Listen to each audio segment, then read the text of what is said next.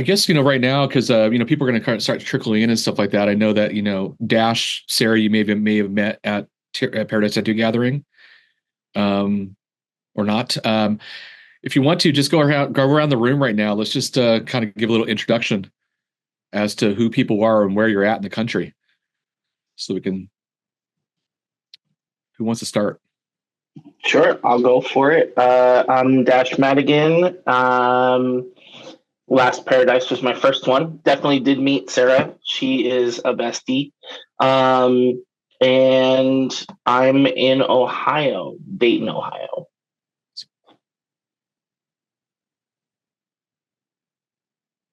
Yes, I can go next. Sarah, I am over in Everett, just a little bit north of Seattle. Met Dash and then I was one of the beta clients for the Tattoo Career Builders, the first round, and it has changed a lot of things for me. So I'm of course here. So good to see you guys. Oh, I guess on the other video that's available here, I'm Gabe. I do computer stuff for tattooers. Since the mid-90s, really. I worked for a couple of other outlets, some couple restaurants or a weed farm here and there. But for the most part, I just stuck to tattoos. And I've run multi-million-dollar businesses and studios, and I've helped other people do it. Some people can keep them, some people blow them up. I blew mine up, so now I help other people with their tattoo, business and computer-y stuff. All right, I'll go. I'm going to keep my camera off, guys, because I am driving. But my name's Lauren. I'm not a geek. I'm more of a dork, I would say. I really like working with and networking with tattooers across the world. I own a company called Tattoo Mapper, where we go and create digital versions of tattoo shops. And currently, I live in Wisconsin, but I'm driving to Columbus, Ohio. So, Dash, I'll be driving through Dayton in about 5 hours. So, Sarah, that's awesome that you and Dash met each other. It's cool to see you. I've never met. If that's your Instagram, I'll be sure to follow you, Dash. Awesome. Yeah. I'd love to connect. Yeah. Dash, we had so much fun together. So we are fast friends. It's been so much fun. Awesome. I love that.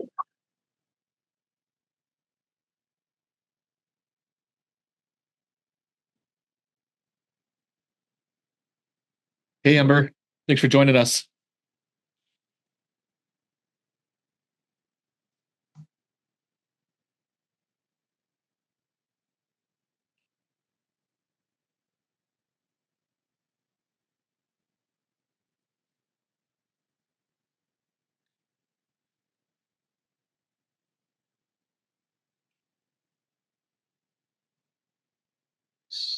Absolutely, really excited to be here.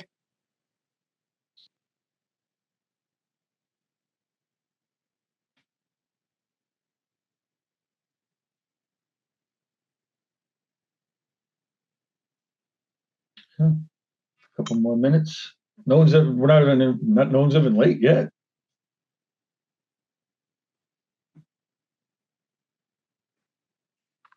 I did actually have a tattoo shop of people who really appreciated mostly just fulfilling the expectations that like everyone set.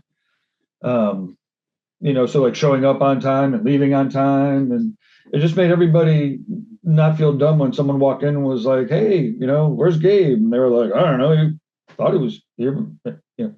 Maybe he's where is he?" And then Derek's like, "I think he went fucking fishing." You went fishing in the middle of the day? Well, it was appointment canceled. And then I walk back in and they're like, "Wait, where are you? I thought you just went fishing. I just let a client go because I thought you were." "Oh, well, no, I fucking whatever." Anyways, people showing up on time and leaving on time, and or if the expectation was, I might not be here if I don't have an appointment, but that's just the way it is, right? Like you just have to, be clear. But anyways, look at this. People showing up. Hey, what's up, James? We were just doing introductions and where people are at in the country. You're on mute. Can you hear me? We can hear you now. All right, cool. Where are you coming from in the country, James?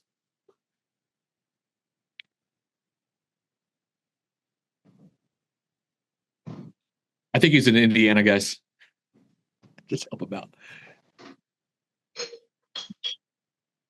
Hey, what's up, Rufus? Hey, how's it going? Good. How are you? Not bad.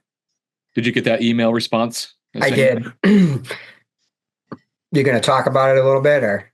Yeah, I think I mean I can kind of bring this up right now. Is everybody in the room?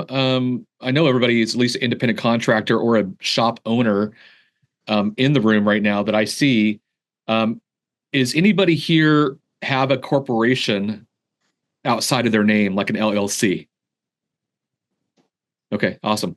Are you guys aware of the BOIR? You are. Okay, awesome. Yep. So I think it's what is it called again? The business operating. Yeah, you know that Rick guy who was speaking at the Paradise. He knows, he puts those through. He almost had me made a funnel for it. I think if I gave him all my taxes stuff, I'd be making funnels for that thing. Well, I just had I wonder if I could find his. Well, I wish I had an easy way to get his info to you.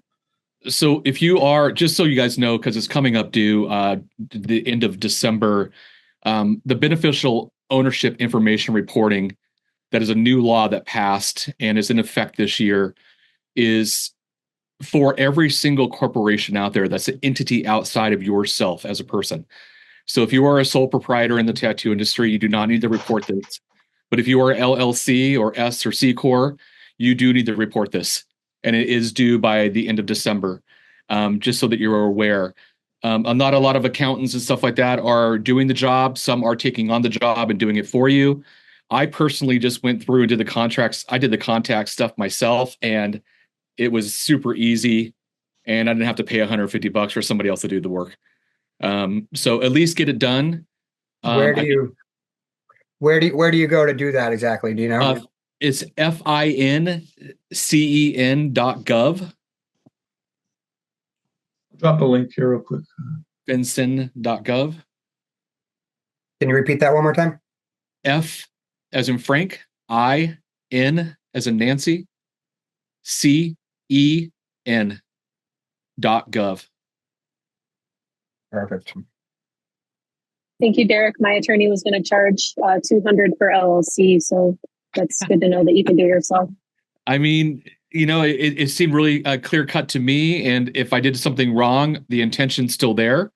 I really doubt the government's going to come hammering down if I didn't cross a T or dot an I. This is their first time doing this. So, throw it out there. But that being said, I think we're going to go ahead and kind of get started. And I do want to kind of drop a little disclaimer as to this meeting and what it's about. I want to welcome all of you to the first time having Tattoo Business Talks. This is about the business side of tattooing. It's not about the art side of tattooing. So we're really going to be honing in on mastering that part.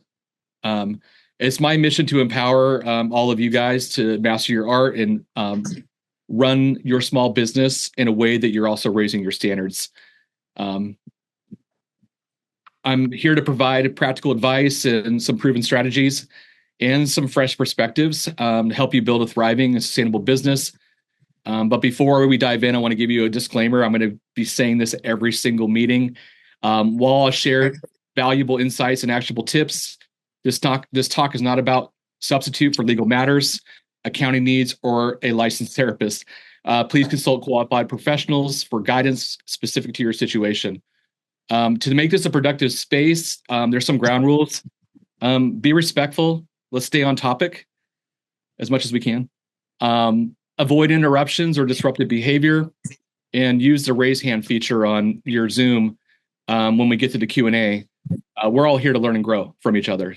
So have an open mind, be willing to take some action with any of the nuggets that I might provide and insights you have from our talk today.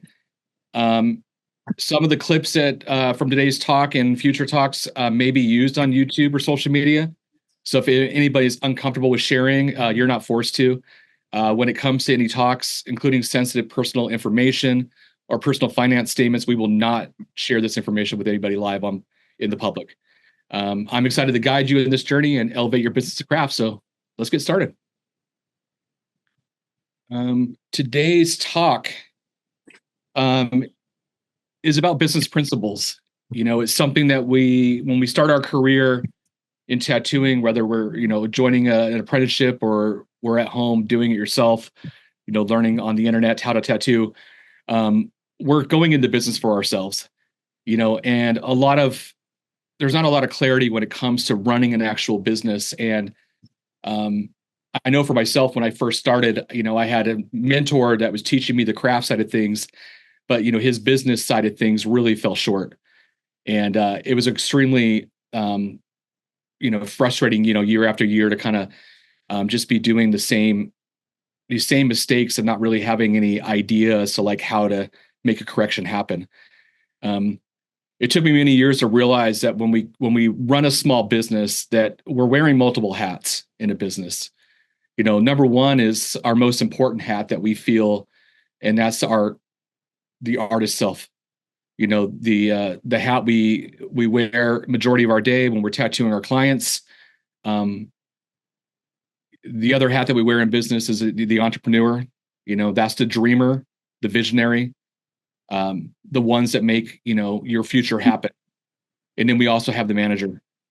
The manager side of our business is just all the fine details of making sure that our doors are open and things are in place, and that, we have maybe a good marketing strategy, and we, are hiring correctly or looking for jobs correctly. And this is the manager side of us. What I realized though with tattooing, when we're in the chair, these other hats that we have to wear as business owners, they really conflict.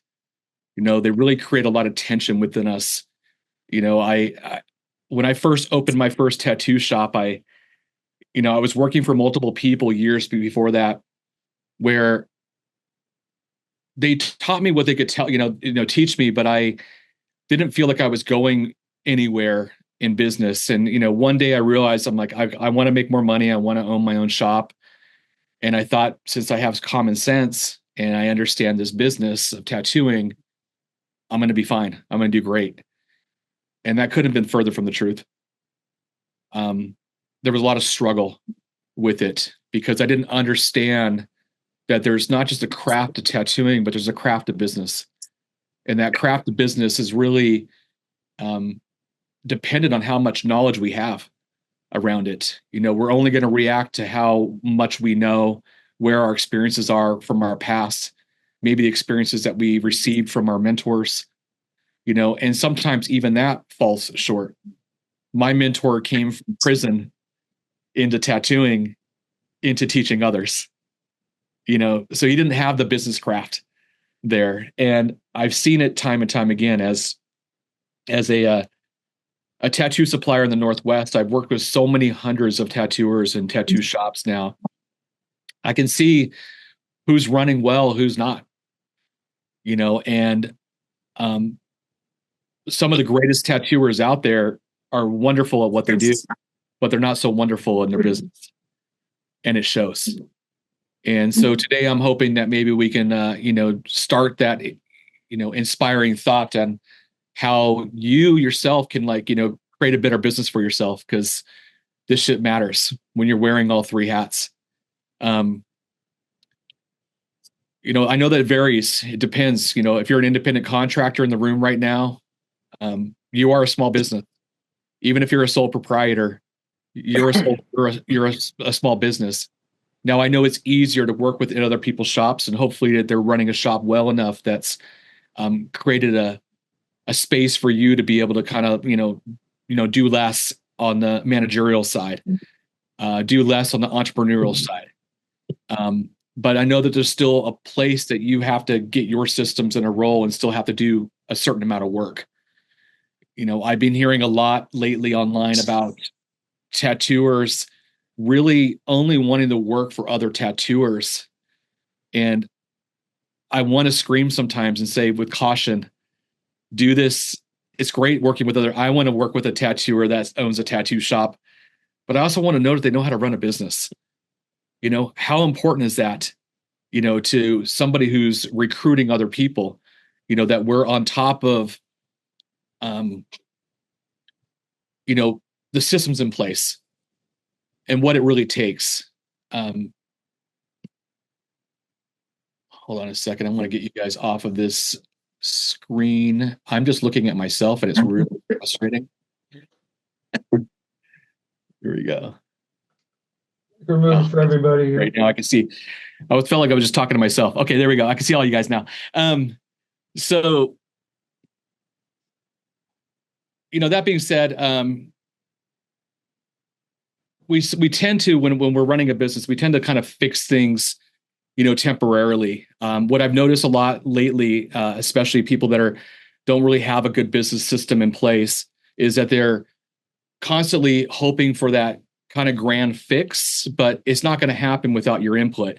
Just because more people show up in the door, more people come and give you money and stuff like that, isn't going to fix your business systems. And that's really some of the foundational, principles of running a business. And I can't stress this enough. And it took me many years of not just understanding and realizing that I have to have a systems in place for everything in my company, or else it's not going to run effectively and efficiently. And I won't be able to grow if I don't have these in place.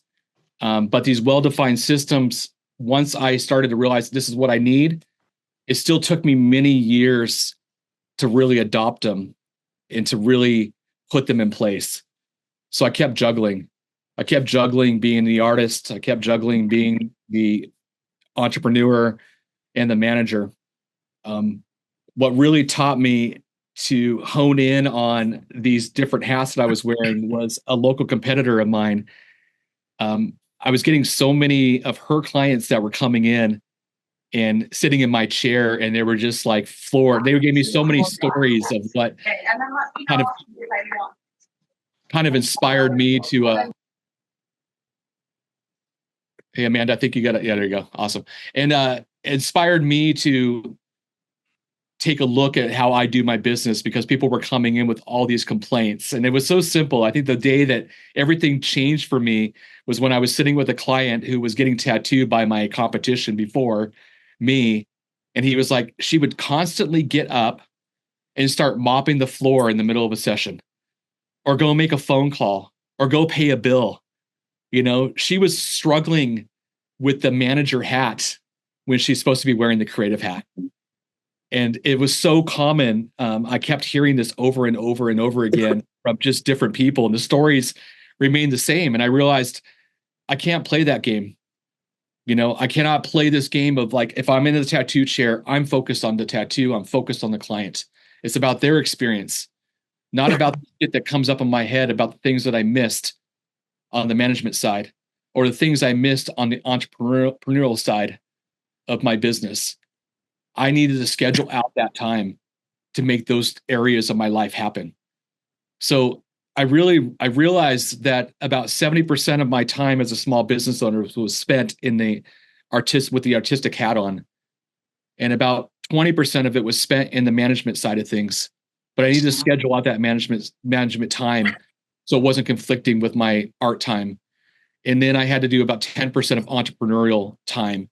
And I love that area because that really helped me create the vision I was after, helped me create what I was going for, what I was aiming for, which a lot of us miss as small businesses as well. We think about these things, and we think that common sense will eventually get us there, but it doesn't unless you do the work. So I had to really kind of put myself in the shoes of like my client. How are they seeing my business? And once I started to run my business in a way that, from my customer's point of view, it changed everything for me. It changed the way we ran. The very next year, I got the best tattoo shop in Central Oregon, just by making that drastic of a change. So consider this, when you are tattooing, people are coming into your shop. How does it look to them? Because more likely than not, most tattooers, we run this in a way that fulfills our need. But we're customer service. We need to fulfill theirs. So how are they looking? How do they see our shop? How does it look to them? I remember one shop I worked in. It was maddening because I would get in a lot of hellions from Portland. That was the majority of our client base. And every once in a while we get this conservative client that would walk in the door, but our counter person would not stop playing Slipknot. God damn it, Slipknot was on 24/7 in that shop. They did not create the space that was good for the client. It's like not reading the room. And these clients, they would come into us once and I never see them again. And I was wondering why a couple of years later, why some of these people that had the money in their pocket were not coming back into the shop. And why? It's because we were just doing business for ourselves. We forgot the main component. It's about them.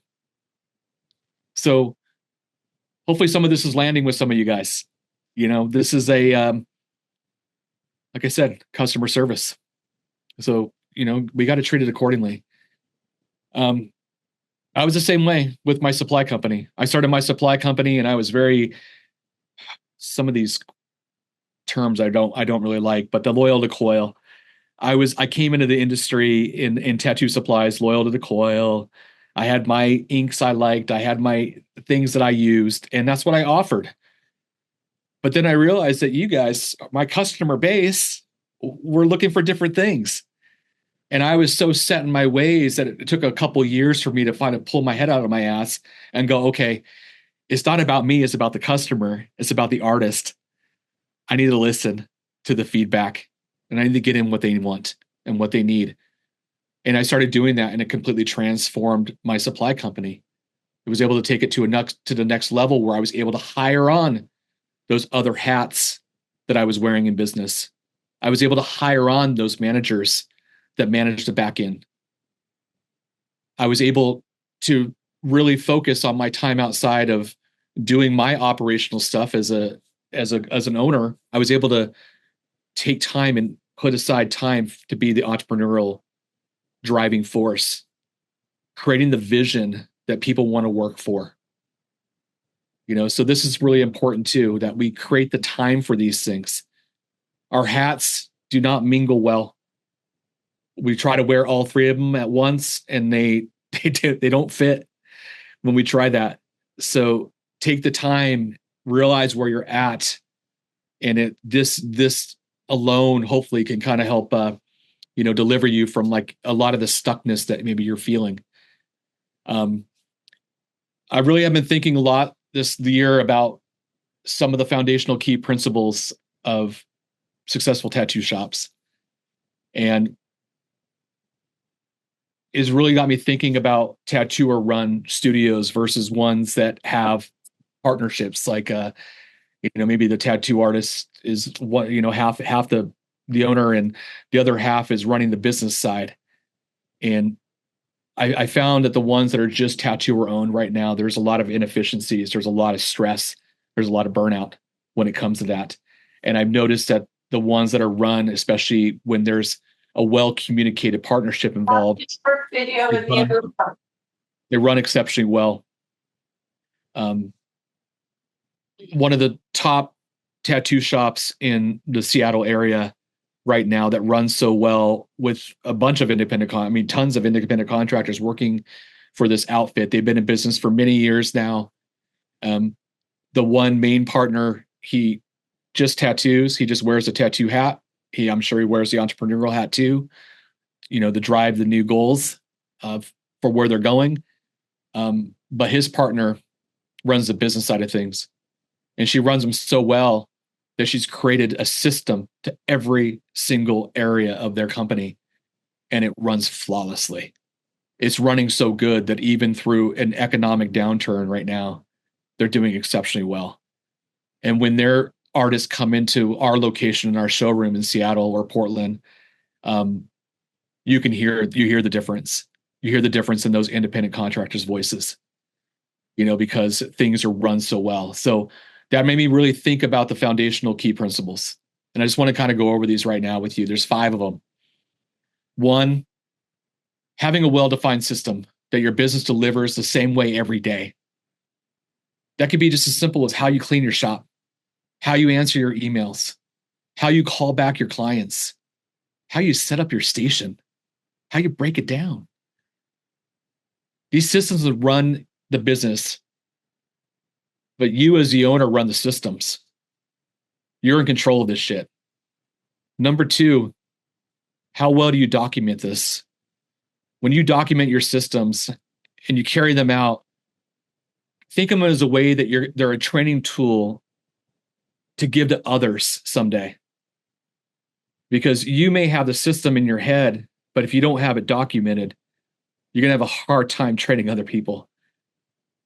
So I always look at my systems. Can I repeat them and make them trainable? These are the things that I want to do every single day and do them consistently. Number three, your delegation of your duties. I know a lot of you are solopreneurs working on your own, so you have to do all the duties. But you have to schedule those duties and do them in a way that they're not going to interfere with the other hats that you're wearing. The goal is to keep you in the chair doing what you love most, tattooing. But a well-defined system and how your business operates will also help you in how you're going to hire other people who wants to come work with you someday, if that's your goal. It also kind of puts you in a place too of raising your standards. So when you're out, maybe as an independent contractor looking for a new space, you now have new areas of people that you're looking for to work with. You know, somebody who falls short on their systems in their company, you're going to see that right away. You're probably not going to last with them.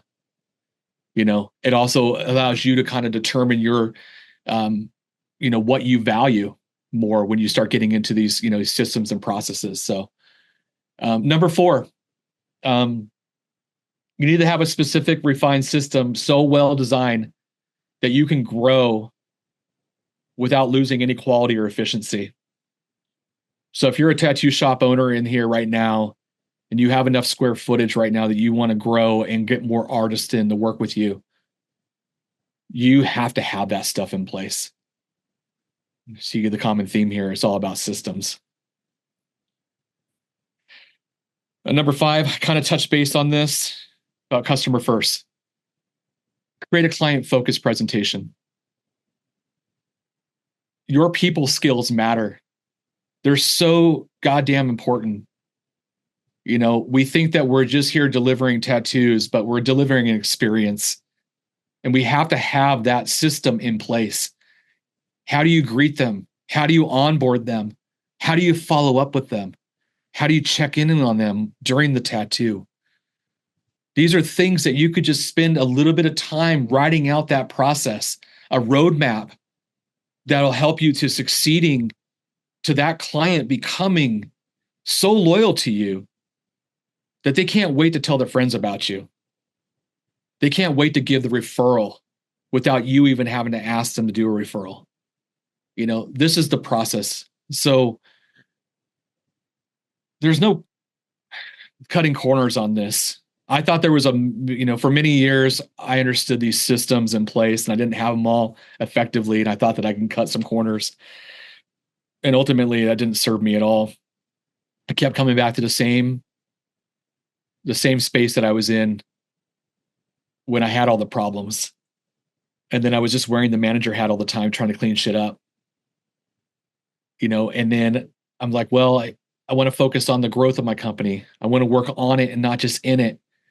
So I spent too much time dreaming on things. I didn't have a system in place on how I was going to do that or where I was going to go with it. And so it affected me when I was in the chair. When I was in the chair with people tattooing, there was that constant hindering thoughts that kept coming back into my head of I could be doing more. I could be doing this. Oh, I forgot to do that. And it just it was consistent. It was constant. And it led to my burnout. I created such a burnout in myself that it literally, I didn't know if I was going to bounce back. I started doing what most tattooers I'm seeing doing today, looking at other avenues of different careers, which is really hard to hear. sometimes. I don't know how many tattooers I've met in the last year that have gone over to plumbing and electrician, industries, but it's like, I don't know how that's going to fulfill you. You're a natural creative. You're supposed to be creating. And yet here you are. I understand that it's important to pay the bills. But once you get those bills paid, you're going to have that creeping voice in the back of your head saying, come back to tattooing. So we could really just be focused on what we need to do better in our system, what we need to do better in our careers, and take it to the next level. Does anybody have any questions so far? I don't want to start talking in circles on this one. And I do appreciate all of your attention here. And some of this is landing, but if there's anything not landing, I'd love to hear.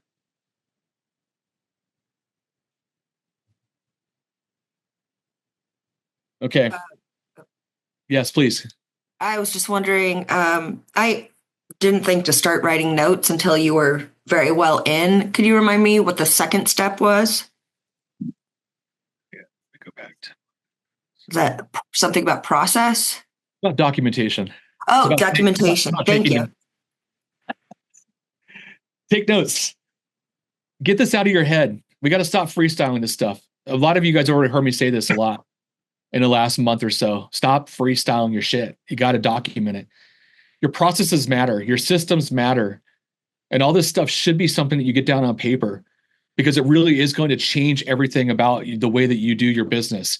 Your career could go to the next level just by having it down on paper. Get it out of your mind and get it down on paper. So document the hell out of this. Now, people are probably wondering about systems too, like what does that involve? Well, I talked briefly about people systems. You got people system. I'll get to you in a second here, James. People systems, you have administration systems. Those are the ones that kind of like, get your door open and how things interact throughout the day. It pays your bills. There's financial systems. There could be communication systems. How do you talk together as a group? So that you guys all have clarity and there's conciseness. These are things that, we'll go over, and I'm going to be doing a multi-talk on this one as well. So I don't want to overwhelm you guys today. So this is leading up until next week for the next talk. James, go ahead. You have a question? Yeah, I guess I was, I feel like much of this is landing. And so I really appreciate where you're coming from, Derek. And I appreciate your knowledge and insight here. Something that occurred to me recently, it's not really a plug, but like I check my messages every day. And so I check my Tattoo Now, and it's like my Tattoo Now systems are like, have reached out to like, 8 or 9 clients today. You know what I mean? It's like, it was like, hey, reminding people of their appointments are coming up. It reminded people, or like checking in with them. And I can't do that. And so I just felt like, I feel like that's something where I agree with you about like the systems and the part of the service, the customer oriented service that like, it's part of the product, is that like how I greet them, how I onboard them. And so far as like, I do, when you set an appointment, like there's a series of like communications that is initiated, which I think are, they're really helpful. So again, just sort of being a independent contractor, having that little bit of assistance, like a virtual waiting room, provides my clients with the ability to sort of book with me, and the shop becomes just a hall where I do it. You know what I mean? It's just like, I'm not really dependent on it. That being said, being a part of the crew, right? We have to figure out who like takes out the garbage and who cleans the bathroom and all that shit. So, I think it's like, some of us are on pirate ships, by the way. Just by the way, you know what I mean? Like some of us are. So I just want to say that like you can only control your own self. And then and how you react to the other stuff that happens. And so the one thing that I wanted to mention, or at least I wanted to ask you about, is like this concept of hats. I can't seem to wear my administrative hat when I'm in my tattoo procedural booth. You feel me? Like I can't do it. I can't do all my admin shit in my booth. I just have to get the fuck out of there. I don't know, like, is there a way to force yourself to do these things? But I can't wear certain hats in certain spaces. It's just about scheduling. You think James, so? I think it is about scheduling. It's scheduling that time to do it. So like when you can schedule and then you stay consistent to the schedule that you're on, it becomes repetitive. It becomes your habit. It becomes part of your pattern. And right now, when you're kind of if a lot of tattooers are in the juggle, that's also becoming part of their habit. They have a system involved. It's just a broken system. So it's about finding the time to be able to make that happen. And if you can't do it, or you're procrastinating on that time, maybe you're not the right person for it. And I say this to a lot of people when they ask about it, like, oh, I keep procrastinating this, I'm not getting on top of this. And, oh, well, okay, if you keep procrastinating, maybe that's not your strength. Maybe you need to be delegating that to somebody else. There's another system involved, delegation. That's why documenting all this stuff is so important. So getting it down to where you understand exactly what it is that goes on throughout the day, and that you can deliver that to somebody else that maybe you're trying to teach someday or hire on, is going to help you so immensely on this. But I do respect the fact when you started this, James, you talked about kind of automation. You have things automated in a way that kind of takes, gives you back some freedom of time to be able to be more creative. So you don't have to worry about all these emails and doing everything. And there's so much power in that. I think we all can learn from James on this one. Automating your process as much as possible is key to putting you in the chair more. And I got your messages for this, Derek. It was really helpful. It was like a professional sort of, hey, come join this. And it was so nice. So I want to thank, I like it. I like getting messages, automated or not. I think it makes me feel good.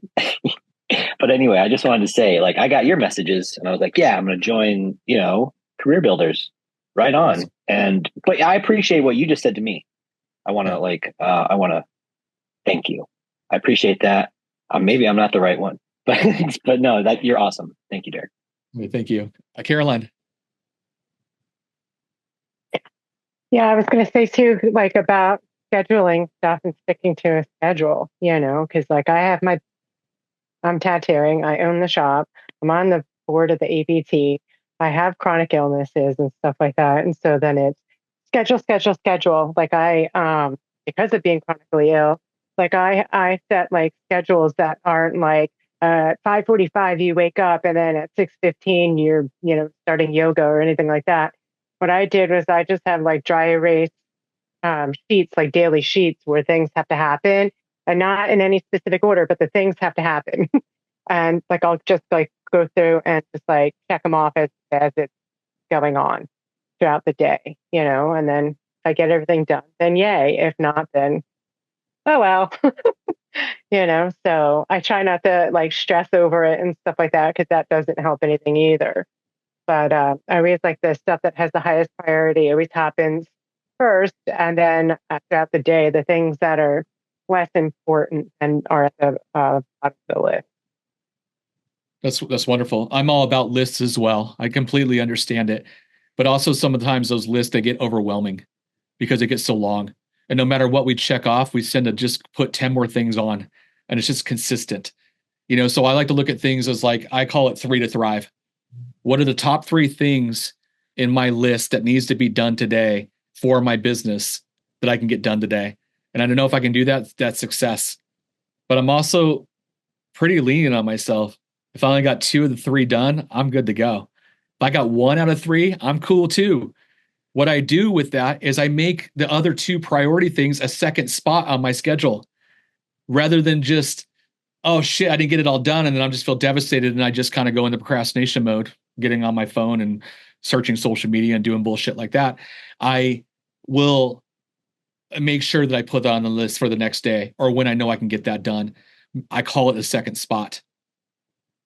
Use it. It's super powerful. So yeah, but thank you, Caroline. I think that's great. I think you're you have a systems in place on what you need to get done. It's crucial.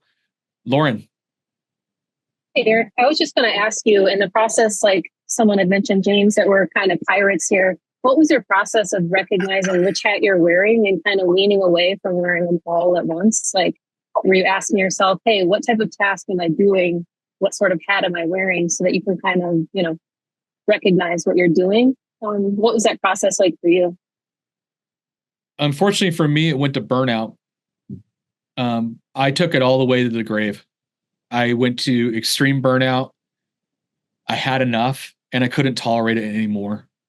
It was like I got to the point where I was like, I don't know if I'm cut out. I was telling myself, I don't know if I'm cut out for business. This is many years ago. And that struggle was real, but I still had to pay rent, right? So it still kept me in the chair working, but also I wasn't serving my clients, in a good way. So I had to kind of fall back in love with what it is I was doing. And so I just redefined my mission. I redefined what I value. I redefined why the hell I'm in this industry.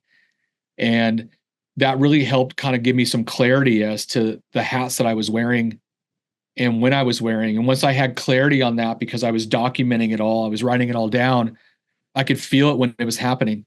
I'd be in the chair and all of a sudden the manager hat would come into play. I call them hats. You can call them personalities, whatever. But that personality of mine was coming through and I would sense it within my body. And I'm like, oh shit, I'm not being fully present here with this person because I'm focused on some past problem. And that's typically what happens with these hats. The manager hat that we wear is our past. It's dealing with the problems that we have. Our entrepreneurial hat that we wear is living in the future. It's about setting up the vision of where we want to go.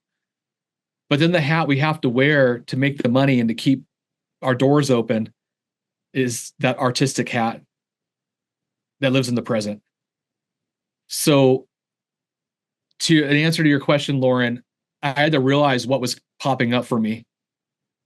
Was I dreaming about the future, or was I stuck in something a past problem I just had? And if that was popping up while I was working in my present moment, then I knew I was wearing multiple hats. Hopefully I answered your question. Yeah, absolutely. Searching for clarity and understanding your mission is really important because I think we kind of drift away from those things, We do.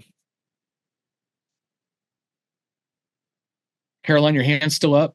Oh, Dash. Yes. Yeah, because when you were saying about the three items, you make a list. I had read Mary Kay's book because I sat through with a girl that was doing a Mary Kay presentation, but then she's like, oh, if you sign up, then you get the starter kit and then you get Mary Kay's book. And so I was like, yeah, I want that book. And so that is one of the things that Mary Kay would do at the end of each workday. She would write herself a list of 3 things that needed to happen at the beginning of each day when she got back into the office. So I completely agree with that, like doing the 3 items. It does really work. That's awesome. Thank you. Dash, you had a hand up. Yeah, sorry. For some reason, the audio will completely drop out and I can see everybody and then I have to leave and get back in to get the audio back. But with the systems, one thing that I wanted to share, because I think it was Nicole saying that there's a hard time getting that stuff written out or getting it on the paper and out of your head. A quote that I really absolutely love is, "You're only as strong as your weakest system." And then for getting stuff out of your head onto paper, I understand that some people have feelings one or the other about AI, but ChatGPT has a vocal function where you can talk to it like a normal person. And you can use ChatGPT, talk to it on your drive to the studio and say, hey, help me create an SOP, a standard operating procedure for how I set up my station. Now, what I absolutely love is that it's still fallible, right? It's not perfect. You're going to have to go back and edit it. And that's also one of the parts that helps cement everything. And I've gone through and just like chat with GPT about like, how do we handle a walk-in? How are we handling booking? Like, how are we doing this? And you can have all these documents just in case, like, hey, this is an idea. I'm not fully set yet and I want to practice it. You can go back to it at any time and see what you wanted to do where. 100%. I think there's so much value in what you're saying, Dash. I just started this year and really kind of and utilizing those features as well. Getting past the fear base of AI and into it as an actual tool, I think is delivering a lot of small businesses owners right now from a lot of just mental garbage. Being able to give you some clarity and understanding. I'll take a lot of my writings now too, because sometimes if I have broken thoughts throughout the day and I'm in a creativity mode, if I'm wearing the entrepreneurial hat, and I'm trying to design stuff for the future, like it's just all over the place, right? And I'm just like, I haven't really mind mapped it in a way that it's like, it makes sense. So I will throw that into AI and saying, hey, just help me be clear and concise with this. And within a second, it's done. And then I go back in and I personalize that tailors it to my company. It also helped me this year to really make sure that I was stepping back from my company to really work on it and not just in it. That's another key feature too when it comes to, these business principles, is that we have to give ourselves time to work on our company, what it's about, what kind of message are we giving to it. But right now we just get so focused on working in it, and it's, we kind of missed the mark there. So I appreciate you, Dash, and what you said. I think that's great. So Derek, we've got some stuff going on in the chat room here. So I want to make sure that I get the communications over to you. Thank you. I'm not seeing any of that, so let me bring that up. Well, if you want to, I can just read some over to you because please do. So Amber was asking, do you feel the stresses of implementing systems with employees or tattoo artists that are not used to having them, right? And then followed up with like any transition tips to make changes without staff feeling overwhelmed or reluctant. You can have like a whole seminar on that. Oof. You can. That comes down to having the real talk with them. If you're going to go be making major changes within your company and stuff like that, but it's a shock to them. Yeah, you're going to like, oh fuck, you're going to really throw things off. So, but it's about sitting down and saying, because I did that with my employees many years ago. I started getting really educated on how to better my systems, and then I was going and I was trying to like adopt them and implement them right away. And my crew was like, where the fuck is this coming from? Like, I thought my job was this, and now you want me to do this? And I was like all over the place. And then one day I just stepped back and I said, hey guys, this is what I'm learning right now. And I really want to take this company to the next level. And I'm going to experiment with some different things, but I want you to be clear as to like what I'm experimenting with. And once I had that honest talk with them, it really changed things for them to be more accepting of it. And then I included them in the process. And next thing you know, it wasn't just me thinking about shit. It was them thinking about it as well. They wanted to also push the company to the next level, but you got to have that clarity talk with them before you just go out and start shaking the shit up. Yeah. It depends on what you're trying to put together too, right? Like, because if it's, being polite in front of the clients and greeting everybody with a smile is different than like showing up on time every single day. Right. Exactly. And you can also in your meetings ask the questions. They already have these answers. Most of the people already have these answers inside of them that you're having, a first time take on. You just have to ask a really powerful question to get that answer of what you're looking for out of them. Sometimes you can ask the question and all of a sudden they are like, oh shit. And they're on board and you already know this is the direction you want to go. But sometimes it's just allowing them to kind of like come into it on their own, and that's just part of the leadership skill. That's another system that's involved with shop ownership.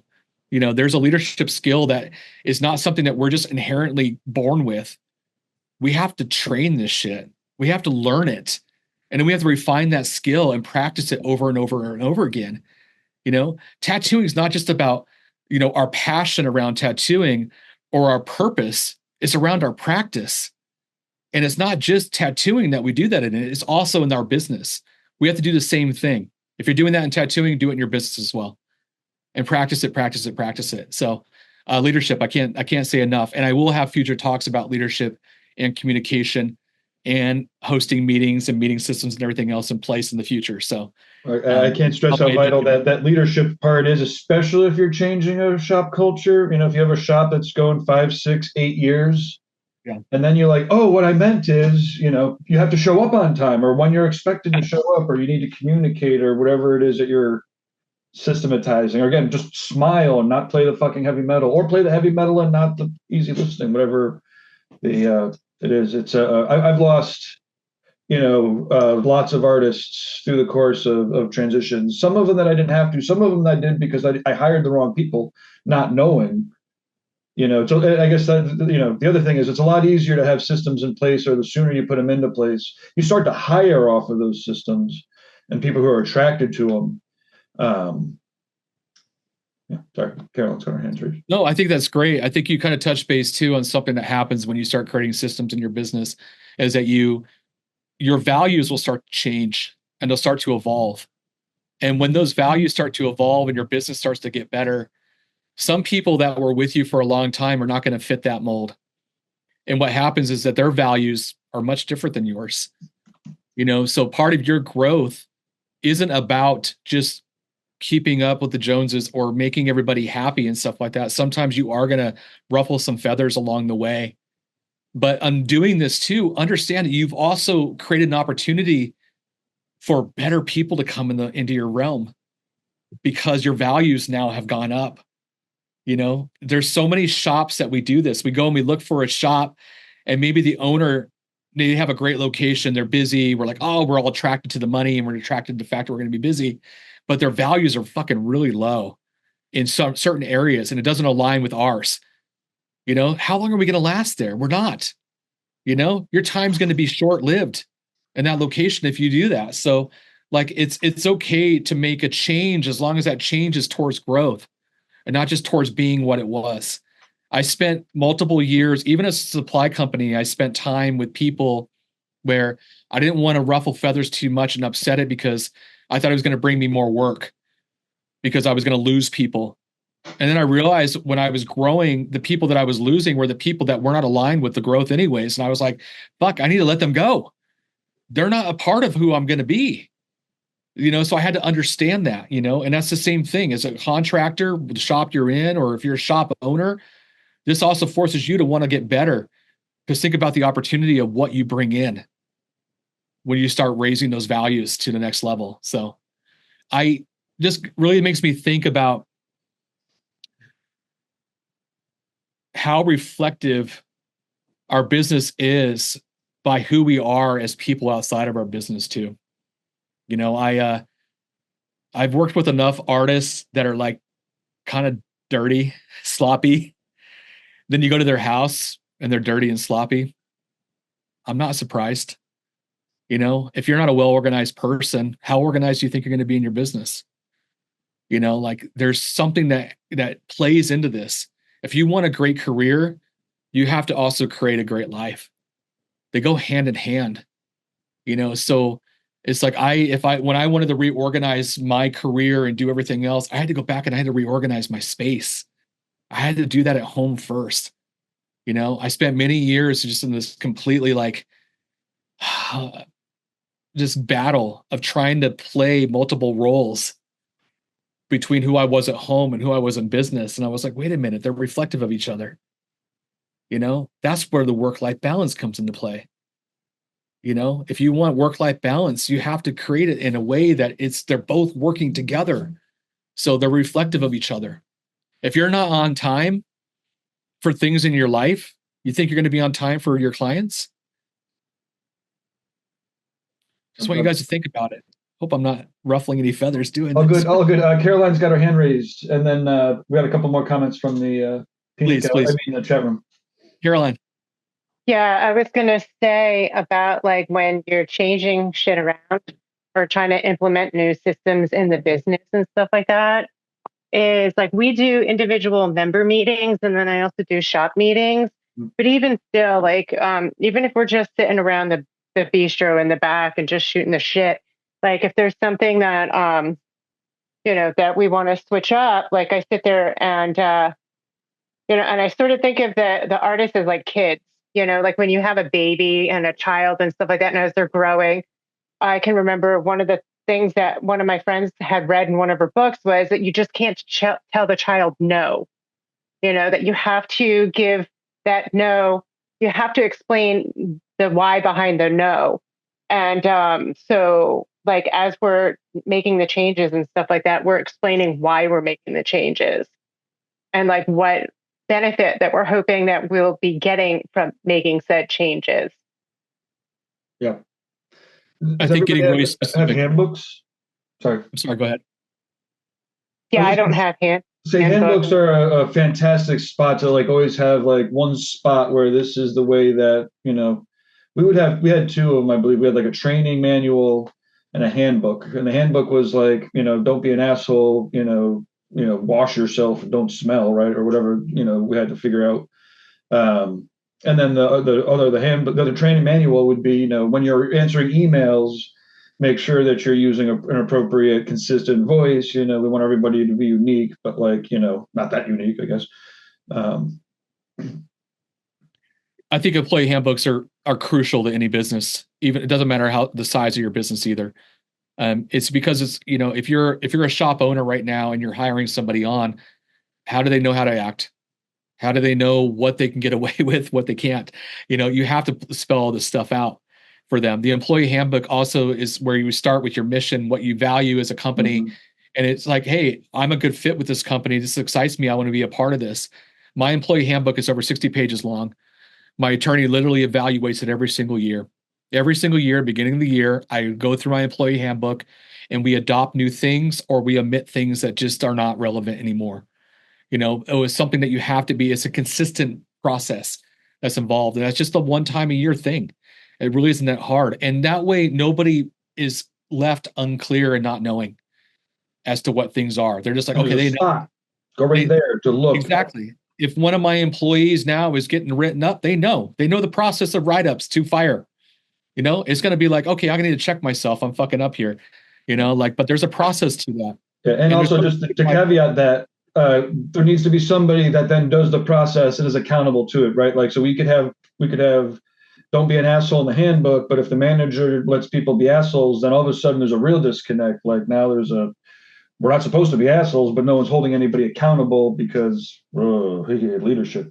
That's another part of the systems in place. Every single position that's in your company should have a system in place to that position. I call it an accountability chart. What are they accountable for? What do they have to do? This is completely it. There's roles and responsibilities to everybody, even the tattooer that you're hiring on. Like, what are the roles and responsibilities to it? What are the contracts like in between you two? Especially if you're dealing with an independent contractor, which there should be some contracts involved, or there's not much clear space when it comes to that versus being an employee, and you're running into other areas of a whole nother topic we could talk about someday. We will talk about someday. But okay, so we've got 8 minutes left. So let's one last hand raise from Caroline, and then maybe if you could close us out before the hour. So so my lawyer, he just retired. So I'm assuming because I had brought up handbook stuff to him, because years and years and years and years ago, like decades ago, I wrote a handbook. But then never implemented it because I had asked him about it.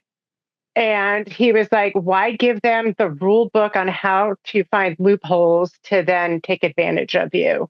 And I was like, okay, I think I'm going to go and ask somebody else for more advice. I think he was just so cynical by the end of his career and stuff like that, I think he just kept, because he was also here in New Jersey, just seeing like just the base of humanity, yeah. I don't know. Yeah, that's unfortunate. It's unfortunate. I mean, you got to have, it's really tough to like run a business, like I guess knowing that, there's toxic people that are going to try to take advantage, right? I think, just trying to put the best, most clarity forward possible is, probably, in my opinion, would still be the best bet, right? I mean, yeah, that's kind of, I don't know. I would have policies in place, if I was trying to scale up. I mean, I do think that, you'd have a hard time having 20 people, 30 people all in alignment, about how to behave, or what constitutes a, sexist comment, if there's not like a little clause somewhere that says these are the things that are unacceptable, here, or whatever it might be, or, that's in the handbook. I try to always balance off the responsibilities with the benefits to someone's point earlier. It shouldn't just be like, these are all the rules and the penalties. Like that sounds like a horrible handbook. These are the reasons why we behave like this, and the benefits of doing so, with also some repercussions. If people don't want to play ball, then, you have to tell them why, like what Caroline's saying, and then what, you're saying right now, Gabe. You have to be really specific with people. You think that they may understand you, they won't. You're talking in your terms, and they're not receiving it. So I always make sure that my crew is mirroring back to me what they heard me say. I want to make sure that they understand what has been said and what's I'm requesting of them as well. So I get very, very specific. I put it into the terms of like how, when I'm talking to an employee, even though they may have a higher IQ than me, I'm still talking to them like I'm talking to my 12-year-old. You know what I'm saying? I'm mapping out exactly why we're doing all this stuff like that. So we're on the same page. Nothing worse than not being specific enough, and it comes back and then you're just getting bitter and upset about the situation. Really, it's on you. It's not on them. They didn't make the mistake. You did. You didn't communicate it well enough. So, it's really important. Yeah, we only have a few more minutes left right now. I just kind of wanted to, segue into Lauren, please, real quick. I saw your hand up. Yeah, I'm sorry. What I was going to say that I did in my business really recently was I wrote down everything that happens so I know what systems I need to target. So all of the actionable things that I would do, an employee would do, anybody working within the company, I know those things. So then I can kind of work backwards to create a system that works for it. So I just wanted to say that. It's brilliant. Absolutely brilliant. Thank you so much. We do that with our managers. Our manager checks in with me every single week and tells me the issues and what's going on. And so the next meeting that we have, we're able to implement better systems and keep growing those systems to become a better company. So that's wonderful that you do that, Lauren. I know that takes more time. It seems like a lot of time right now, guys, that you're going to be putting into things, but this is about building your foundation. Your foundation is so key right now to the success of your tattoo career over the long haul. It's going to take you to the next level every single time you get that foundation in place right now. Next week, I'm going to be diving more into some of the repeatable patterns that keep us from growing as companies and steps we could do to create the change. And I also want to go over life stages of a tattoo career as well, so you can kind of understand where you're at in your life stage of your career, so you know what you're going to be looking forward to, or maybe avoiding, in your later years in tattooing as well. So I'll be discussing that stuff next week. I really appreciate you guys all being here and really giving a shit about your careers enough to want to be here. So you guys should all be proud of yourselves just showing up to this. This is something that's new for the tattoo industry, just talking about the business side of things. But I'd hope that we can kind of create this community and we can keep growing it to a level that's really serving all of us, and we can all learn from each other. I know I've learned some valuable tools today, and listening to your guys' feedback and stuff, and I just love it. So yeah, thanks for showing up, guys. And I got 2 more minutes here. I saw Caroline, your hand just went up as well. Sorry, I'm just real quick. I'm going to put up a link to the group, so if people want to join in offline and talk. It's just starting up. I don't think there's any posts even in it, but yeah. Sorry, I just put that in the chat. Yeah. The last thing I just wanted to say was when I got involved in tattooing in '98, and then I started going to the Small Business Administration's development centers back in the early 2000s. Nothing like this existed. Nothing at all. I was the weirdo that was actually looking up business shit and implementing it in what I was doing. And so it's nice to see this now. That's great. Thank you so much, Caroline, for that. I agree with you 100%. In this country right now, thousands of shops, not just in our industry, I'm not talking our industry, but just industry, all the industries out there, all the shops around you, thousands close every single day. This shit needs to stop. Small businesses need to get their shit together if they want to stick around, or else we're just going to kind of have this like, up and down roller coaster. And I just don't want to see it in the tattoo community at all. So, all of you guys right now are at least taking that next step right now to go do it. So, document some stuff today. If you took notes, great. If not, come next week, take notes, and bring your A game. Studio owners, independent contractors, if you're looking for a strategic partner in your business to assist in the operational procedures and setting up great business systems that will award you more time to create and less time stressing the business side of your studio or career, then join the Tattoo Career Builders 12-month business development program. Join before 2025 and get the rest of December included. Schedule a free one-on-one consultation with me to hear more about this partnership program and to see if we're a good fit together. Check us out at tattoocareerbuilders.com.